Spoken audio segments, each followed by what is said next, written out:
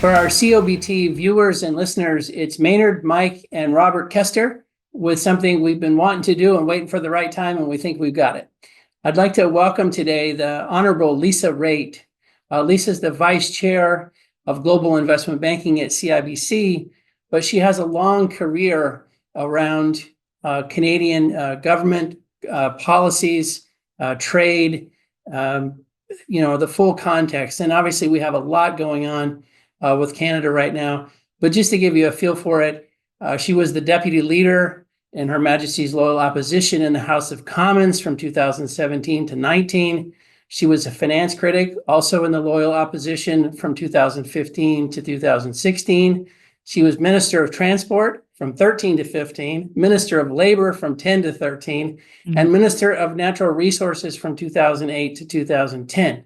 So Lisa's experience around all these issues we are talking about between the U.S. and Canada and all the other countries that get pulled into that is extensive. Lisa, I should stop talking and just say welcome. We're so delighted that you're with us, and you're the perfect person to talk to in times like these.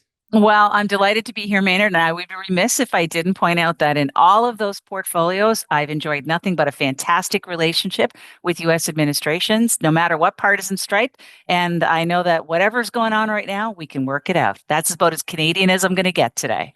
I like it. That's why we love Canada. It's a nice place, nice people. So we're going to get through this.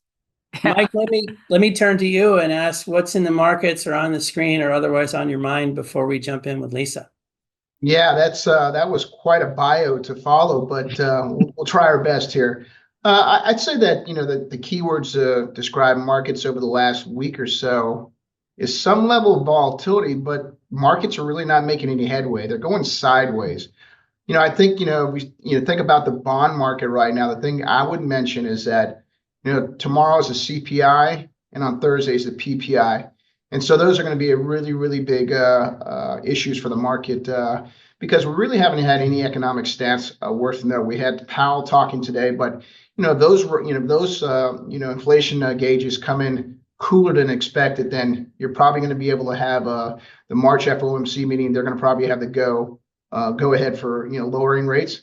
And that'll also basically really ratchet up efforts on Trump's part to basically say the Fed should be lowering rates quite aggressively and immediately. So watch out for those over the next couple of days. I'd say, as it relates to the broader equity market thoughts, we just said it, volatility, but the markets aren't really going anywhere. And they're really trying to react to what's going on with Trump policies. And obviously our guest today will talk a little bit about that. And back to what we just said a little while ago, CPI and PPI are really going to factor into the broader market performance over the next week or so.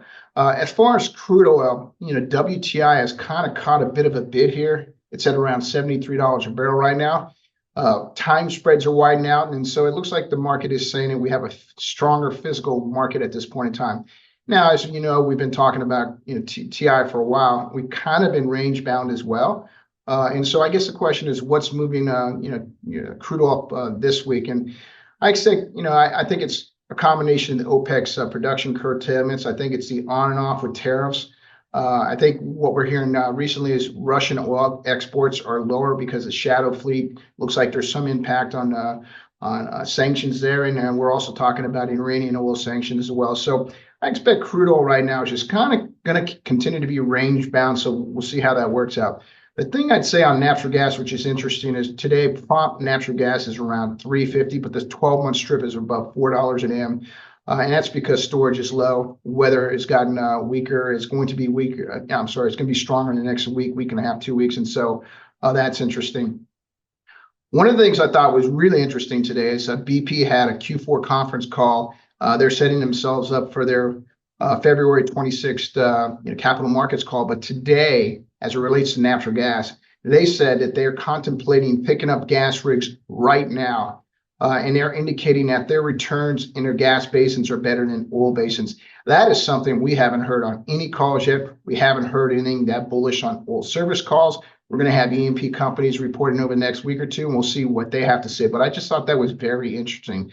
The last thing I'd say is on European natural gas prices. We're at the equivalent of $17 per M, which is about $100 a barrel TI. And so the reason where their storage is draining quickly over there, It's because of colder winter and renewables are not really kicking in. And so this is going to be a big headwind for EU industrials, and it could be a big headwind for refining as well. And so the last thing we wanted to mention was last week, and also really factors into what BP is saying today, but Equinor and Ørsted last week reported their results and their shifting strategy. Their renewable capex is coming down. In Equinor's case, it's around 25% capex reduction out to 2030. And so we're going to hear more of this. We're going to hear E&Ps are going to be talking about earnings here in the next week or two. So that's really where we're focusing. So we're really looking forward to talking to our guests today, because it's going to be a very interesting topic that I don't think is going to go away tomorrow, next week, or even a month from now. So back to you, Maynard. Okay, awesome. Thanks, Mike. Robbie, anything from you? I know you're watching so many things, particularly in the technology space, but anything you'd share going into our Lisa discussion? Yeah, absolutely, Maynard. This seems like it's the year of AI everywhere. A few weeks ago, we were all talking about DeepSeek and the ramifications on, energy markets and power and whatnot. And now this week we have the high-profile AI summit in Paris. We had, Vice President JD Vance there speaking in front of world leaders about, the U.S.'s position with AI, which is, free market approach, no regulation. Let's not, stymie innovation. Think of all the potential outcomes and benefits for humanity and the global economy. And then you have, a very different approach with Europe, where they're pushing for stricter regulations, concerned about AI taking, jobs away and the some of the ramifications around that. And then, of course, you have the third player, which, DeepSeek in China, which is really expanded state-backed, AI dominance and whatnot. So, very fascinating to see how this plays out. And I know with our speaker, Lisa, here, we have, PM Trudeau, right, listening in, and to be curious to see how Canada also views AI and which approach they're going to be favoring. So Awesome. Well, let's jump in. We've been friends for a while, and so this is we could start in so many places. I think not to ask you a completely open-ended one, but the Canadian perspective on all this. You mentioned you've seen a lot of administrations. It's there's always pros and cons, but I would think the Canadian perspective right now, outside of the substance of some of these issues, is just a little bit like kind of it's hard to keep up. You're a little bit, okay, what's next? There's an unpredictability to this. I don't want to put words in your mouth, but that's one thing that jumps out. If you're on the other side of Trump in any kind of negotiation or discussion, you just have this feeling like what's coming next, and I'm not sure where this is headed. Yeah. That's a really good way of describing it. And thank you. I'm delighted to be here. I'm an avid listener, and I enjoy seeing you guys pop into my mailbox on Tuesdays. It's always awesome. And I can't believe, quite frankly, that I'm on with you. And I also am sad why I'm on with you, because there's obviously something wrong in the relationship if you're asking a former minister to come in and try to parse through reactions. Let me start by saying that from a Canadian point of view, we're bewildered. And we're bewildered on two fronts. The first front is the fact, I would put it simply by saying, but I thought we were friends. I thought we liked each other. What's going on? I don't understand. So well. Yeah. It's been so good. There were no red flags. I don't understand why you're trying to break up with us. It's really weird for me. And you're taking our dog along the way. It's something that we're not understanding. But that's the emotional side of it. And there is emotion around this. There's no question. Canadians don't get riled up about a lot, other than hockey. And then we have this happening, and you're seeing a lot of this kind of budding response of, I can't believe this is happening. We thought we were friends, as I said. But the second part of it as well is that Canadians are looking at the statistics and the numbers and the supply chains and the integration. And we're saying, but wait a second, this really doesn't make sense, because this is a good deal for the United States as well. This is actually to your favor. So the first response when the president started talking about the 25% across the board tariff was, well, it's not going to happen because it just it's not logical. So it's not going to happen. And then it happened. And we all kind of thought, wow, what are we going to do about this? And start thinking about retaliatory measures. Now, we went through this kind of analysis in Trump 1.0 during the first term of President Trump. And we had the list of retaliatory measures and we negotiated our way through, but it was all within the construct of the USMCA and the renegotiation of NAFTA. So you kind of saw it as an adjunct to these larger trade negotiations. This time around, it's being centered on issues with the border, issues with the trade imbalance, saying that the agreements don't work anymore, yet they were agreements that this administration had technically negotiated no more than 6 years ago. So the confusion on one side, it doesn't make economic logical sense to us, and scrambling to try to figure out what happens next.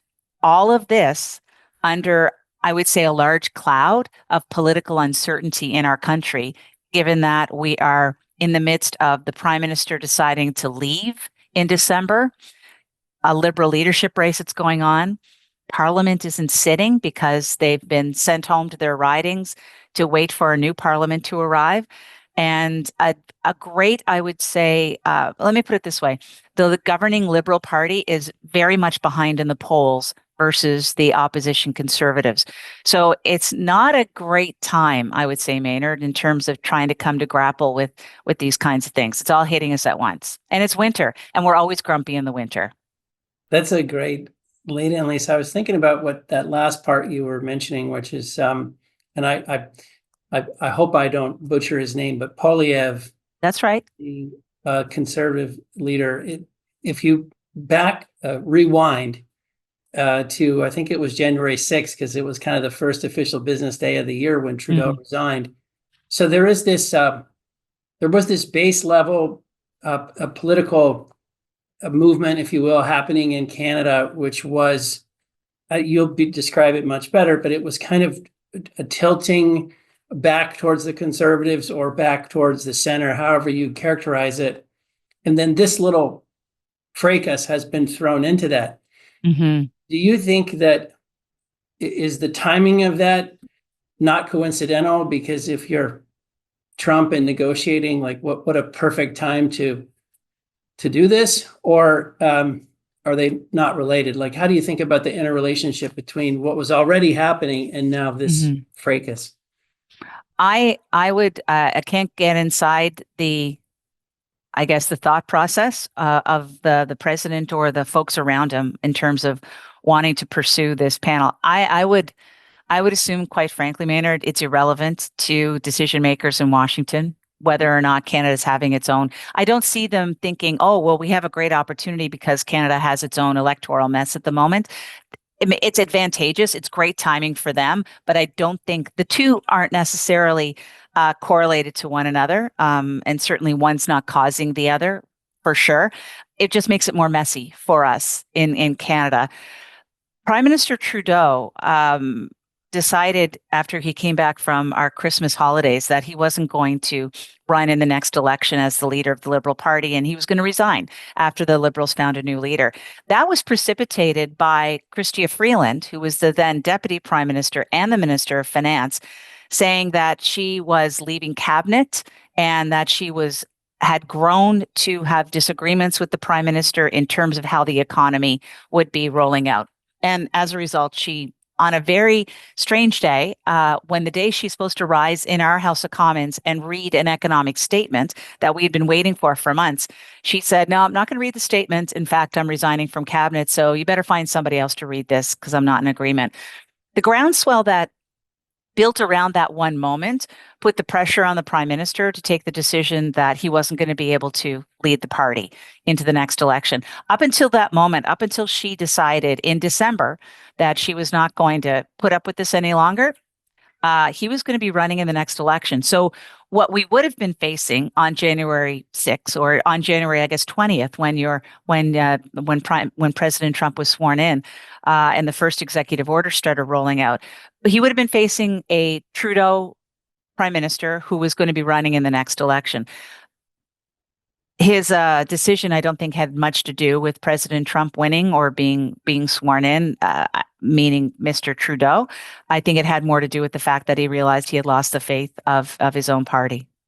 It's because if you take a longer term look at this, and of course, we're always talking about energy policy. We try not to be political, just out of deference to everyone's opinions. But it seems like the Conservative Party will probably have energy policies more consistent with what you might characterize as Trump's energy policies. And if that was the case, then North America, at least the U.S. and Canada, could be very united around a powerful energy complex that sees the world the same way. If that's the long-term vision, and I'm not saying it is, but at least some people are probably thinking that way, can we get through this problem to the other side where we make up and we're even better friends than we were when we started? I think we have to. I mean, if you take a look at a company like Enbridge, for example, serious amount of integration in the system. It's TransCanada the same. I mean, these are really important companies, both to Canada and the United States. And those are the kind of relationships that we were leaning on politically when the notion of these tariffs first started coming up. The CEOs who actually do operate on both sides of the border, who can explain the business, I would say, benefits of operating both in Canada and the US and the detriment that would happen on tariffs.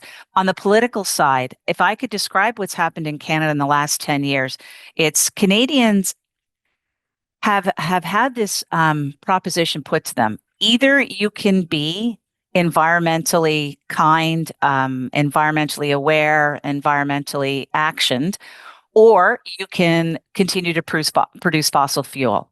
And it's not an either or anymore for people because they have found the middle ground, which is we need to have affordable energy as well. And we definitely don't want to shut down one of our incredible sources of revenue for the country because of wanting to do things on the environmental side. So it leaned very heavily in one direction. The pendulum went in one direction very, very far. So you saw a lot of regulation come in place. You saw caps on emissions, which translated into caps in production. A lot of uncertainty on projects. Projects were getting canceled. Didn't really get good signs from Prime Minister's office as to whether or not projects would go ahead. And it was, notions of LNG didn't have a business case to go to the east coast of Canada. Those kinds of things were normal talking points, and Canadians tended to accept it. As life got more expensive, as inflation took hold, as people realized they couldn't afford their own energy bills, both in terms of power to their house or electricity, they came around to the notion that the carbon tax was actually making their lives more affordable, and they rejected it. And that kind of rejected most of the underpinning of liberal policy in energy and economy. And that's a situation where you end up seeing a Pierre Poilievre and the Conservatives who have been saying for all this time, carbon tax makes your life more expensive and it's not really giving you the outcomes and the results that you wanted. And after 9 years, Canadians have agreed with them. And that pendulum is now swinging back. So yeah, what I'm saying is that you'll see a more focused effort on deregulating, but you will never lose that core belief in the Canadian psyche that environment is important. I think that's there to stay. It's going to be there forever. It's with our kids, it's with adults, it's with seniors. But affordability and the ability to provide your family is going to be front and center once again. Is there a sense, Lisa, I saw a chart the other day which showed GDP in Canada versus the US, basically from the time Trudeau was elected. And it looks like the two countries have diverged a little bit, and Canada has not done as well. Is there a sense, this comes up in Europe a lot, but is there a sense that Canada is falling behind a little bit in its growth and it's losing heavy industry because of some energy policies? Is it that type of environment like we tend to talk about happening with Germany and some other places like that? Yeah. So not just in the oil and gas area, but in the natural resources area, extraction as well is the same kind of thing. They weren't favored sectors that were favored are things like AI, things like small manufacturing, EVs. We pursued an EV agenda for a very long period of time. Autos will always be important, especially in Ontario. Aerospace, very important as well. But what we have seen in the past, I'd say 10 years from 2015, from the Liberal government on, is a very much big decrease in business investment. Part of the reason being is that the uncertainty of regulation has made people take a beat in terms of whether or not they want to invest. And then the medium-sized companies weren't investing at all, perhaps because they didn't have as much money as they'd like to invest, or perhaps they felt they didn't need to, that there was maybe a little bit of complacency winding its way through the Canadian economy, that things were good enough. And and now we now know this over-reliance on assuming that the state of play with the United States was going to stay the same for the next 150 years, that we were going to be best friends, and as you grew, we would grow, we would take a benefit from it as well. And those things aren't necessarily the truisms that we can rely upon any longer. And that's okay. We've got to figure out what we're going to do next. So business investment dried up. The stat, though, that is really telling, Maynard, is GDP per capita. And why it's interesting is because not only is our GDP soft, I would say it's soft. It's not outstanding growth. It's kind of mediocre, and it's been that way for a long time. But our per capita has risen, and we have seen an incredible boom in immigration in Canada. And a lot of it came in through two specific pathways. One is temporary foreign workers, and the other one is international students.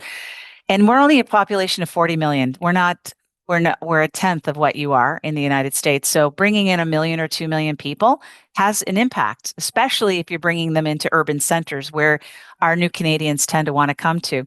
And as a result, it's even a sharper decrease in quality of life, because if your GDP isn't growing, but your per capita is growing, numerator, denominator, it's a pretty easy equation.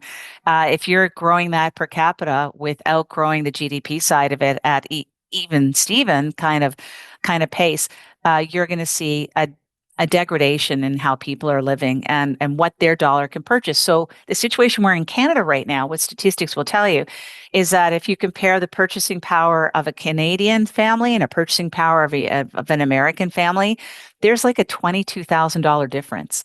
And at the end of the day, that's enough to have people say, why am I living in Canada?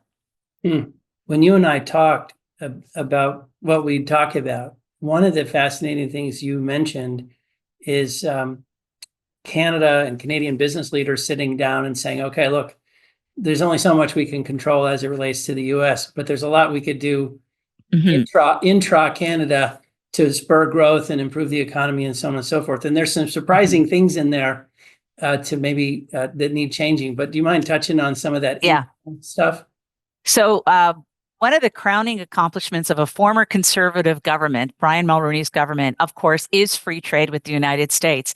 And when he was asked, why did you want to pursue free trade with the United States? He said, because it was easier than getting free trade amongst Canadian provinces.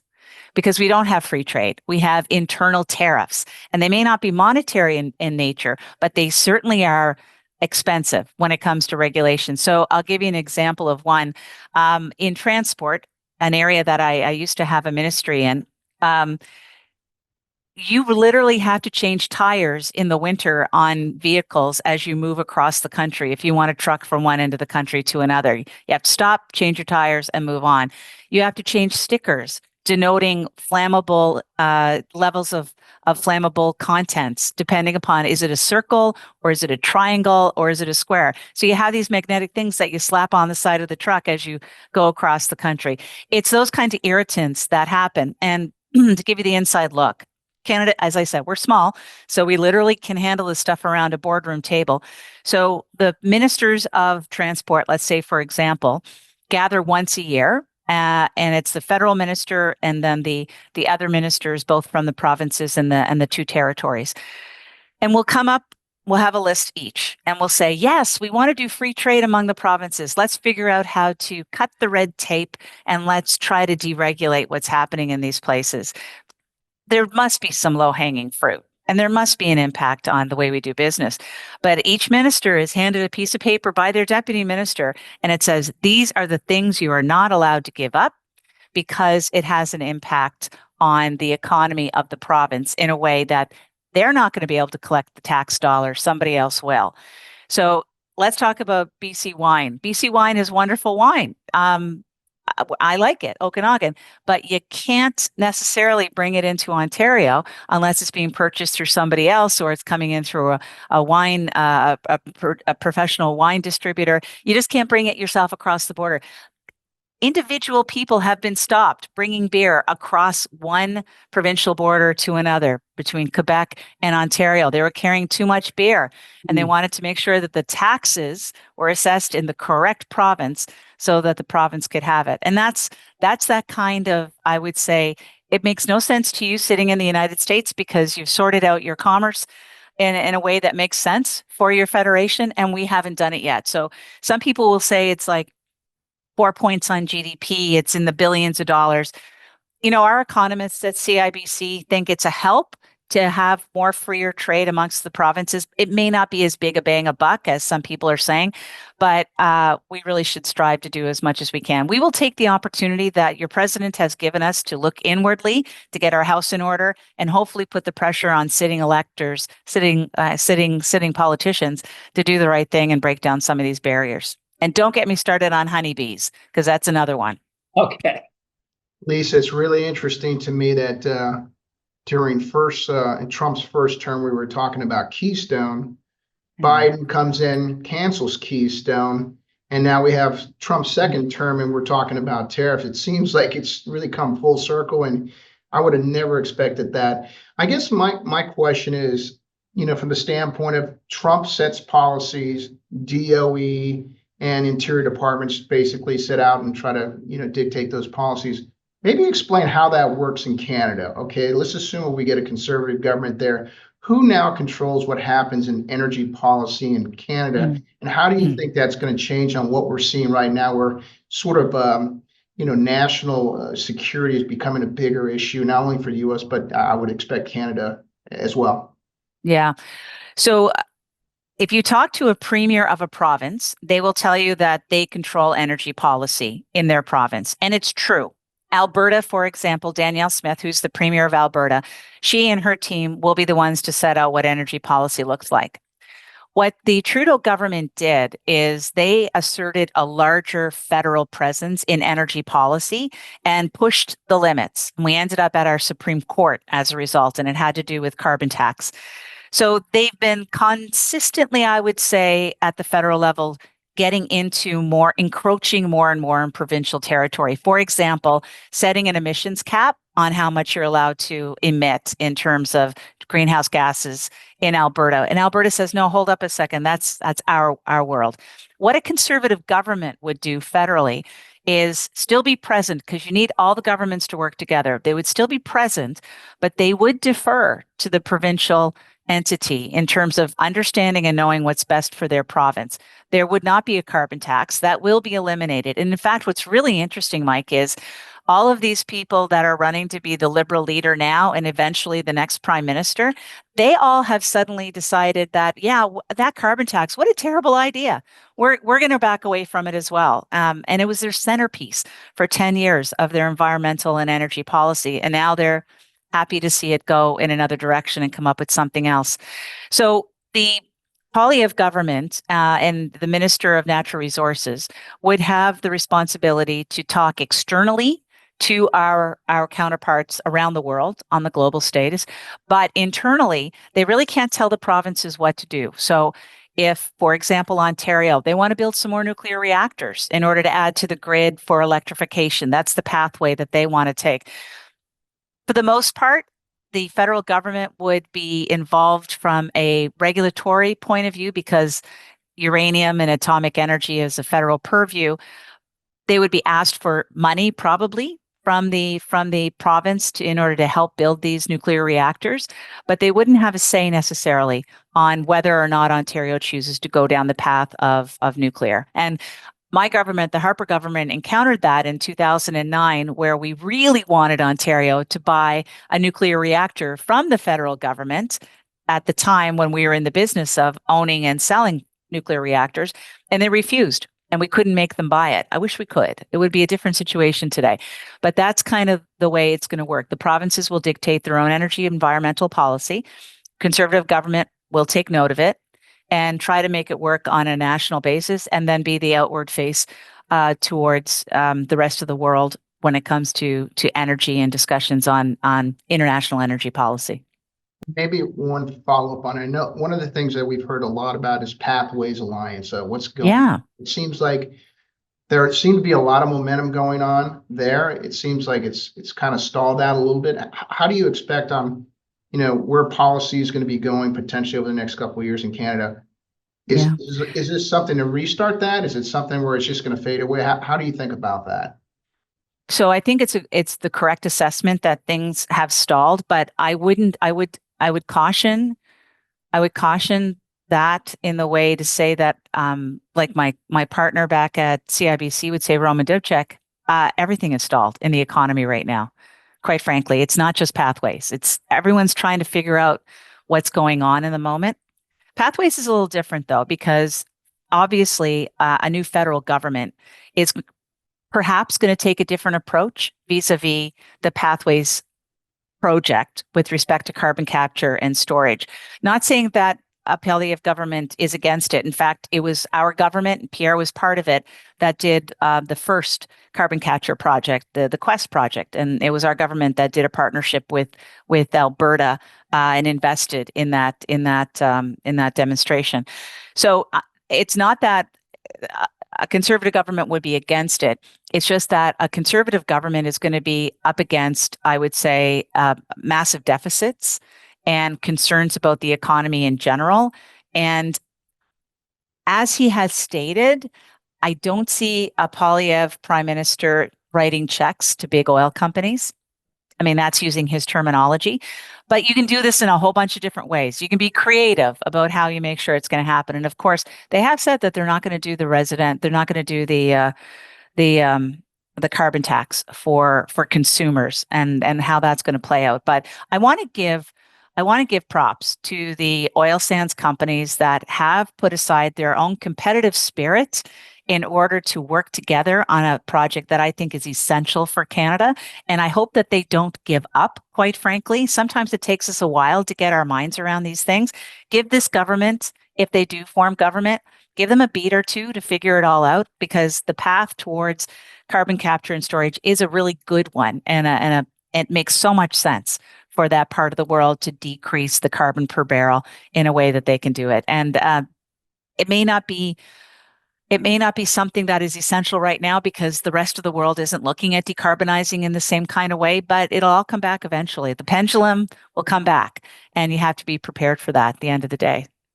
Hey, Lisa, this has been super informative. Question for you. With all this rhetoric and tariffs and whatnot, do you think in a strange way, Trump is actually helping to unify Canada and push it more towards this, pro-business, reform that is happening? Well, you woke us up. And I think you've woken up the Liberal Party as well, because they're suddenly talking about being pro-business. I mean, I was at an event with the Prime Minister Trudeau about 2 years ago, and he had the glitterati of the Canadian business world in a room with them.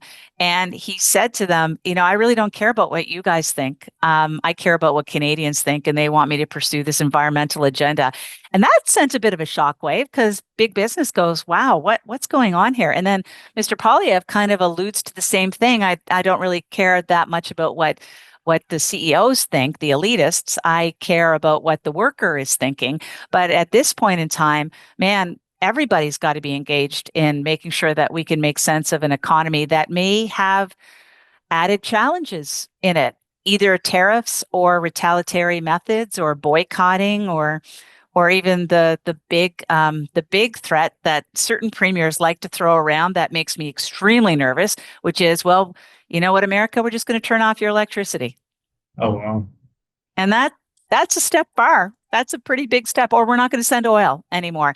And not all the premiers agree on that point, Robert. I'm going to tell you that is a contentious one, and it seems like it's kind of funny. It's the premier that's not going to be writing the check that seems to be the happiest one in encouraging others to not send the goods to the United States. Another follow-up question, which is completely different, but as I alluded to earlier about this AI summit, you're hearing a lot around, different approaches towards AI development. It's kind of like this AI race going on. How does Canada, view or does it have an official policy around AI development and its promotion within? Yeah. So, you may or may not know, but the gentleman, Dr. Hinton, that just won the Nobel with respect to AI, actually did his work at the University of Toronto in Canada. We're very proud of it. We're really good at that kind of development at the bench top in terms of these kinds of projects. We're not great at implementing them, to be honest. We're not great at commercializing either. Kind of rely upon the rest of the world to take that next step, and as a result, we need to understand in Canada to take more risk associated with implementing AI. Companies, at the beginning, I talked about business investment and the complacency that's in the system. I mean, some companies can't even get themselves on an HR payroll system that's digitized, let alone think about bringing AI into the mix. So it makes them kind of nervous. So what role can we play? I guess naturally where we're gravitating is for these giant server kind of facilities, data centers to be built in Canada. What do we have? We have water, we have cheap power, and we're cold. And those things are beneficial when you're building these kinds of cost centers of server areas. So there's a lot, I would say, of kicking up the tires with respect to wanting to have those sited here in Canada. We also have some innovation hubs that have been built up both in Montreal, Concordia University, as well as at U of T, and then, of course, in our triangle down in Kitchener and Waterloo, doing the work around AI. But the key is going to be not just developing it, it's figuring out how to implement it in order to bring efficiencies into the system and to spur you on to the next. I also, back to the regulatory side of it, Sean Speer, who is a former conservative, I would say, strategist with my government, but now works in thought leadership.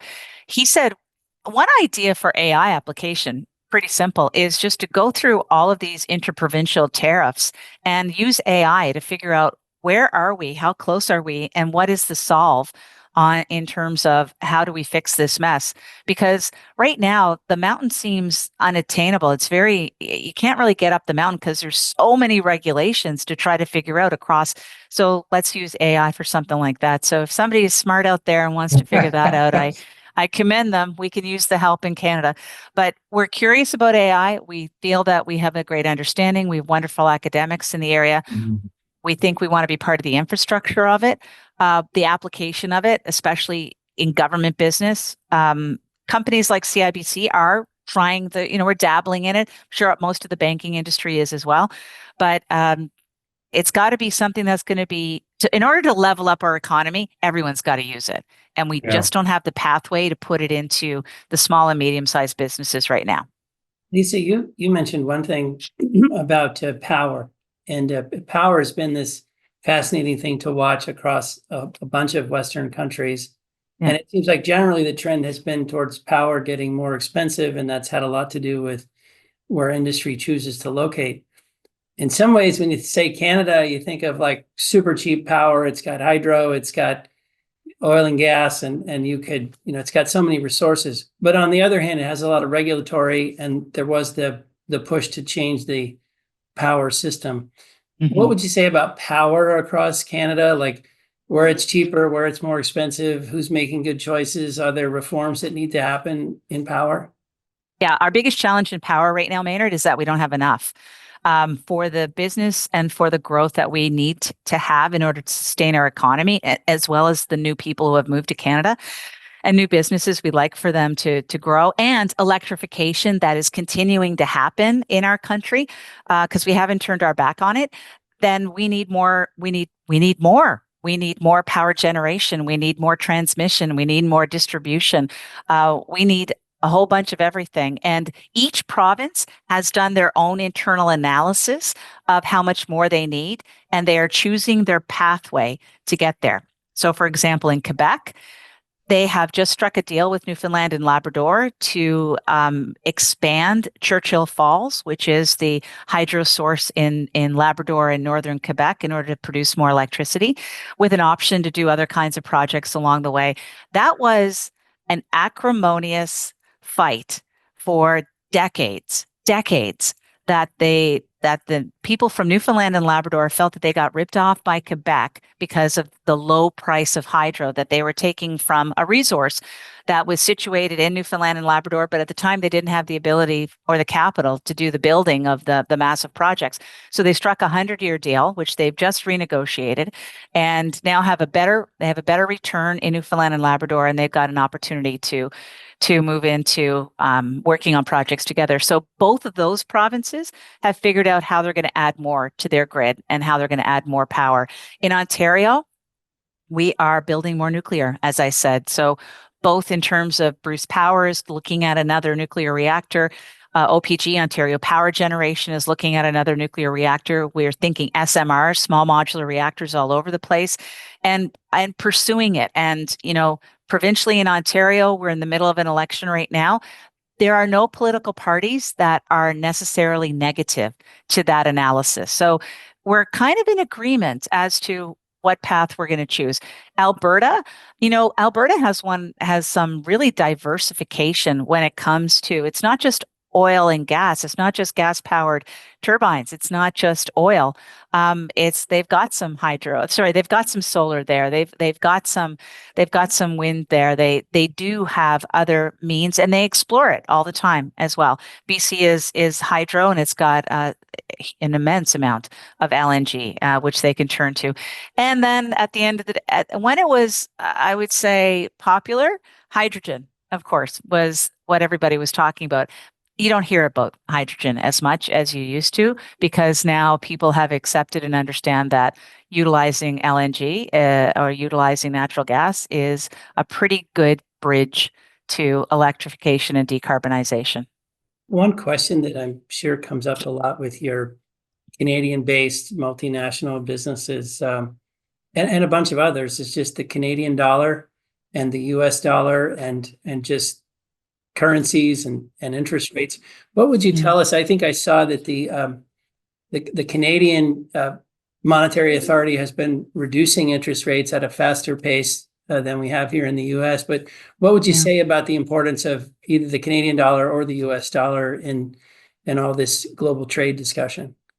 It is very important. And it comes at you in a couple of different ways. So, I've not a facility, like a one that is serious, but not serious. Athletes who participate in the MLB or in the NHL are paid in US dollars. And as a result, if a Canadian team sees a dip in the Canadian dollar versus the US dollar, it's going to cost them money. And it'll cost them a significant amount on their payroll. And that kind of manifests in other industries in the same kind of way, where your inputs are USD.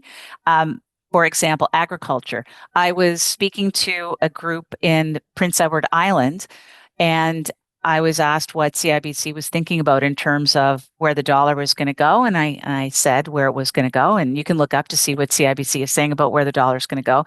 And there was an audible gasp in the room, because it's full of farmers whose machinery and inputs into their process are all priced in USD. So they can see it going down. And then, people who are expatriates around the world who are paid in Canadian dollars, it's going to have an impact on them. So that's a very real impact in terms of how Canadians are going to feel about it. Certain companies, it's going to be they say it's going to be beneficial for them to have a lower Canadian dollar. It's going to help the film industry. Is it going to help manufacturing? I don't know. The tariff thing may take out any of the benefit associated with it, but Canadians will complain about the Canadian dollar versus the American dollar, no matter what it is. If it's at par, we're going to complain about it. If it's below par, we're going to complain about it. We're not going to be above par. That doesn't normally happen, but then we would complain about it as well. So it's a moving target in a lot of ways. It seems like, and this is horribly unscientific, but I think the first time as a young person I ever heard, the Canadian dollar exchange rate, it was 70 cents, 70 cents on the dollar. And then it reached parity at some point, which was kind of a big deal. And now it seems to be back to 70 cents. Could you just give us the highlights in the Canadian dollar's history and why sometimes it's done so well and why other times it really reaches lows? No, I can't. I'm really sorry. I'll be honest with you. That was a really difficult question. When was the period of parity? Parity. I think, if I recall, it's when most of my family decided to buy property in Florida. So I'm going to say it was around. No, I'm serious. It's probably around 2009, 2000, maybe in that period of time when they were able to, when the parity was there. And then after that, it was. I know in the 90s it was lower because I lived in England and the dollar wasn't doing really well. But it's. I wish I could tell you, but smarter people, smarter economists know that story front end and back end. As a politician, we just have to deal with it and understand that it's not a uniform view of the Canadian dollar. Like it's, as I said, people will complain about it from different parts of interpretation. For some people, having a high dollar is good. For some people, having a low dollar is good. And somewhere in the middle, 70 is probably a good place. It's kind of the equilibrium. It'd be nice to be a little bit more, but certainly it's, if it's too low, let me put it this way. The tourism going to the United States is probably higher if our Canadian dollar competes better. The tourism to from the United States to Canada is better when the Canadian dollar isn't as competitive. You might not want us to come over right now because we've started this little tiff with you, but you'll probably still be nice because Canadians are such nice. I don't know, Maynard. It's weird. I'm going to tell you, people are kind of cranky. Well, Maynard, I would say that, typically when we've gotten to parity, that's been when crude oil is over $100 a barrel. Back when, we got to 120 is when you were at above parity. So I'd say crude oil will have a big impact on that. See, Mike knew the answer. I know, you sit right there, right in the same office. Well, Lisa, maybe as we wrap up, we've only got a few minutes left with you. CIBC sees so many boardrooms, transactions, the markets, investor attitudes. What would you say about the feeling in a Canadian boardroom right now, the investor sentiment if you're a Canadian-based investor, what's going on in the Canadian markets, so to speak, anything like that? I think for the longest time, Canadian boardrooms were thinking more long-term. They probably felt that there was, even though there was uncertainty in terms of how long it would take for a project to be approved, there was certainty in the fact that we had rule of law, we have a stable government, we kind of knew where our trade was. We had just renegotiated a free trade deal with the United States that was fresh and new and in place. We had open trade deals with the rest of the world, essentially. So Canadian companies could take an expansive long-term view. I don't think we can do that any longer because our foresight has been really shortened to short-term and medium-term. What I like about our corporate leaders in Canada is that they just don't think about their own shareholder. They actually think about the fabric of our connected communities. And for example, one of the areas that we have to worry about right now with the steel and the aluminum tariffs are these mom and pop shops that do the bending of the steel, the building of the culverts. It's not the big steel companies. It's the people that work with the steel that actually export it to the United States. These are oftentimes small businesses in small communities that are the anchor tenant, as it were, of the economy, employing 40, 50, maybe 100 people that suddenly are going to get laid off, and all of those families are going to go without. And corporate leaders understand that and see that how big a problem that's going to be for Canada. So the gatherings that are happening now aren't just about how do we navigate what's happening for our own company. It's how do we navigate what's happening for the betterment of our country. So we look at interprovincial trade. We look at building pipelines again in our country. Maybe it's Keystone, maybe we go south, but maybe it's Energy East and we go to the East Coast. And maybe we move these projects along a little bit faster in terms of, or maybe a whole lot faster in terms of mining? Can we build a critical mineral metal mine a lot faster? Can we get into ensuring that our process is smoother? And it's good people and smart people in corporate Canada that are leading these discussions and are having them. So they're not just thinking about themselves, and they're not thinking about their own sector. They've got an expansive view. And that's why I'm not going to say it's a good thing that we're going through tariffs, because fundamentally, Maynard, people's lives are going to be severely impacted, and there are going to be layoffs, and families are going to feel a pinch that is sad, right? They're going to lose homes. They're going to not be able to buy cars. They're going to feel the impact. And anything we can do to prevent that from happening, I think, is a good thing. Well, that's probably a great place to end. But I'm tempted to ask you one last question, Lisa. Yeah. Which is, it's early in this, and so we're probably all predisposed to believe we can put this back in the box. But do you think there's so much logic to the U.S. and Canada working together economically, and so much has already been built in terms of economics and also families? I mean, we so much stuff was on both sides of the border. Do we fight for a while, cooler heads prevail, and we reach a settlement, and that happens? Or what is the real chance that there's some fundamental rework happening, and we just don't, that we're entering a truly new world? You know, I try to read the tea leaves on all this stuff, but to be honest, I feel that sometimes President Trump has a new addition to his analysis of the Canadian-American relationship that causes me to have to think. And I'll give you the one that happened most recently. It was when he said on Monday past that Canada has stolen the auto manufacturing business from the United States, that the US was asleep at the wheel and Canada came in and stole the business. That's not how we view it in Canada. And as a result, if there's going to be these kinds of pronouncements made, you would have to think that what follows is an attempt to reverse what he views as something that happened in the past that needs to be righted. So I'm prepared to see more negotiating happen between our countries in terms of what a fair trade deal looks like. And there is an opportunity in the process of reviewing the USMCA, we call it CUSMA, and whether or not that's going to translate to different ways of auto manufacturing, how we're labeling what's made in Canada, what's made in the United States, whether or not we can expand maybe what we're doing in Canada to show that we're part of a secure, safe, streamed supply chain and keep the two countries moving together.